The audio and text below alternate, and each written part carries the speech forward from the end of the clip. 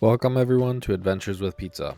My name is Paulo, and as you see, today is day 1 on the teardown, episode 2. We're going to start with tearing down the screws, and then after that, pulling off the boards. Let's take a look and see how this all goes.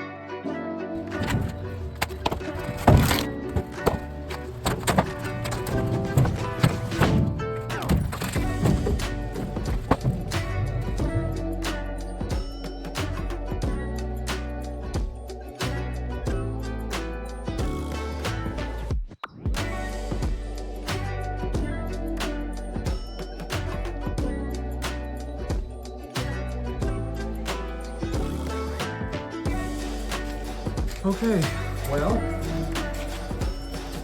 as you see,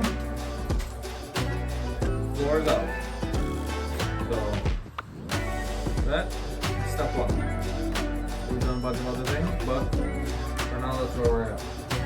Looking at it, a lot of it's just surface rust. I'm pretty sure it's repairable. So, we'll see how it all goes. A little bit of grinding, a little bit of cleaning. We'll need a new wire harness. Springs look good. They look really good, honestly.